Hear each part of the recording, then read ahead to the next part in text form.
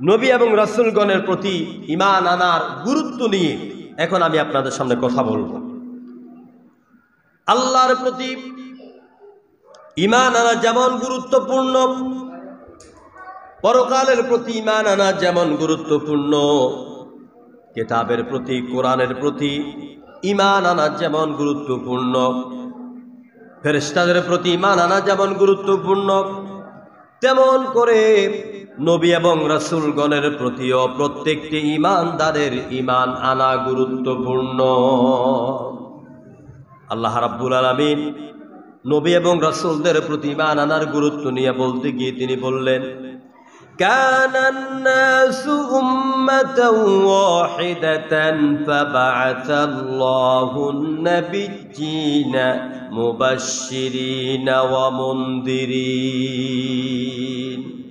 সমস্ত মানুষকে আল্লাহ পাক একটি উম্মাহ করে পাঠিয়েছেন, অতঃপর তাদের কাছে আল্লাহ পাক পাঠিয়েছেন নবীদেরকে কি করে? সুসংবাদদাতা এবং ভীতি প্রদর্শনকারী করে। সুবহানাল্লাহ।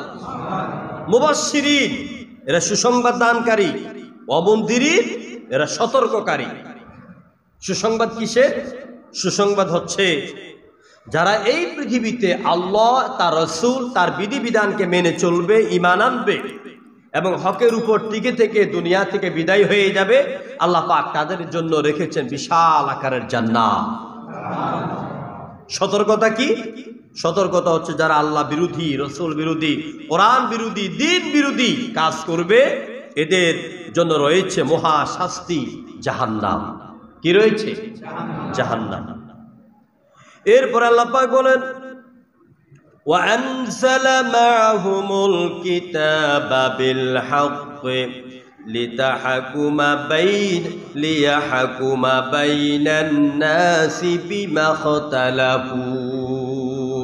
সূরা আল বাকারার 213 নম্বর আয়াত। আল্লাহ রাব্বুল আলামিন বলেন, নবীদেরকে সুখবরদাতা আর সতর্ককারী করে পাঠিয়েছি, পাশাপাশি আমি নবীদের সাথে দিয়েছি কিতাব। কি দিয়েছি? কিতাব দিয়েছি। আমি একদিন বলেছিলাম আপনাদেরকে, কোরআনের যত জায়গায় নবীর কথা আছে, অধিকাংশ জায়গায় আল্লাহ কিতাবের কথা বলেছেন। কেন বলেছেন? কথা কি আমার বুঝতেছেন আপনারা? বলেছেন এই জন্য, যত নবী রাসূল আল্লাহ পাক এই পৃথিবীতে পাঠিয়েছেন, নবীদের অমায়িক ব্যবহার, নবীদের উত্তম চরিত্র, নবীদের চলাফেরা, নবীদের লেনদেন, নবীদের সৌন্দর্য, নবীদের উত্তম আচরণ দেখেই লোকেরা হয়তো মনে করতে পারে এটাই হলো খোদা। খোদা ছাড়া এত ভালো মানুষ, এত উত্তম চরিত্র আর কারো হতে পারে না। এই জন্য আল্লাহ পাক নবীদের কথা বলার সাথে সাথে কিতাবের কথা বললেন। এই জন্য এই কিতাবের মধ্যে বয়ান করে দিয়েছেন যে এই লোকের মধ্যে এত সুন্দর উত্তম চরিত্র দেখতে পাও, এত সুন্দর ব্যবহার দেখতে পাও, এটা খোদা না, এটা খোদার সৃষ্টি, এর চাইতে আল্লাহ হচ্ছেন আরো উত্তম। সুবহানাল্লাহ। কিতাব এসে মানুষের কাছে কে আল্লাহ, কে খালেক আর কে মাখলুক এটা স্পষ্ট করে দিয়েছে আমাদের মধ্যে। আল্লাহ পাক বলেন, নবীর সাথে কিতাব দিলাম। কেন দিলাম শুনে নাও। বিল হাক্কি লিয়াহকুমা বাইনান নাসি ফীমা ইখতালাফু।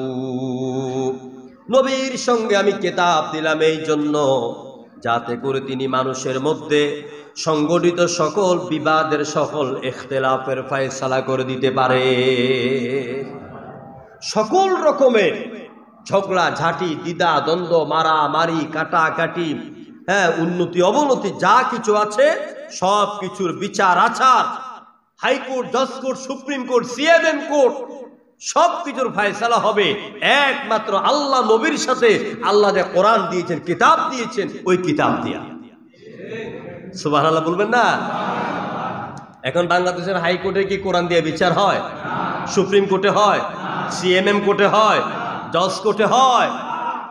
এই সংসদ, মহান সংসদ, বাংলাদেশের মহান সংসদে আজ আমরা দেখতে পাই যেখানে কোরআন তেলাওয়াত দিয়ে সংসদ শুরু হয়, পাশাপাশি ত্রিপিটক, বেদ, বাইবেল দিয়েও শুরু হয়।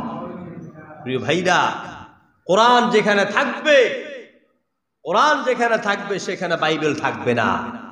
কারণ কোরআন তেলাওয়াতের উপর শ্রেষ্ঠ তেলাওয়াত পৃথিবীতে অন্য কোনো কিতাবের মধ্যে আর খুঁজে পাওয়া যায় না। প্রিয় ভাইরা, আজকে আদালতে কোরআন নাই, সুপ্রিম কোর্টে কোরআন নাই, হাইকোর্টে কোরআন নাই, বিচার কার্যে কোরআন নাই, সমাজপতিদের কাছে কোরআনের শিক্ষা নাই। এই জন্য আজ সমাজ এবং রাষ্ট্রের মানুষগুলি সুবিচার পায় না। বিনা অন্যায়কারী নিরপরাধ মানুষ ফাঁসির কাস্টে ঝুলে, আর অপরাধকারীরা ফাঁসার মধ্যে প্যান্টের চিপার মধ্যে পিস্তল লইয়া রাজপথে ঘুরে। কথা ঠিক নাকি ব্যাঠিক? একটি কারণ, সে কারণটি হচ্ছে আমরা বিচারের আসনে আল্লাহর কোরআনকে বসাইতে পারি না। আল্লাহ তাআলা নবীকে এ কোরআন দিয়ে দুনিয়াতে পাঠাইলেন।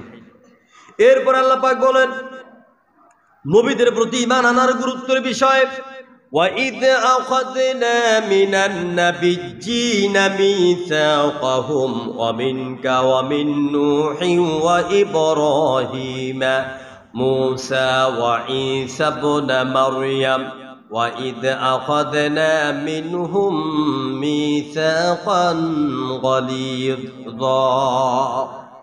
আমি সব নবীদের থেকে এবং তোমার থেকে অঙ্গীকার নিলাম, প্রতিশ্রুতি নিলাম। ومن نوح وإبراهيم وموسى وعيسى ابن مريم, আমি নূহ থেকে, ইব্রাহিম থেকে, মুসা থেকে, ঈসা ইবনে মারইয়াম থেকেও আমি অঙ্গীকার নিয়েছি, প্রতিশ্রুতি নিয়েছি। তাহলে আল্লাহ পাক যাদের নাম নবী হিসেবে উল্লেখ করলেন এদের প্রতি ঈমান আনার দরকার আছে নাকি নাই? যেখানে আল্লাহ নবী বলছেন সেখানে আমাকেও নবী বলতে হবে, বিশ্বাস করতে হবে। এবারে আসুন আমি খুব সংক্ষেপে বলবো, কারণ এই বিষয়টা আলোচনা যদি ধারাবাহিকভাবে করে 2-3 মাস সময় লাগবে। শুধু নবুয়ত আর রিসালাতের উপরে কথা, আমি সব দলিল কোরআন দিয়ে দিব, বাহিরে একটা কথা বলবো না ইনশাআল্লাহ।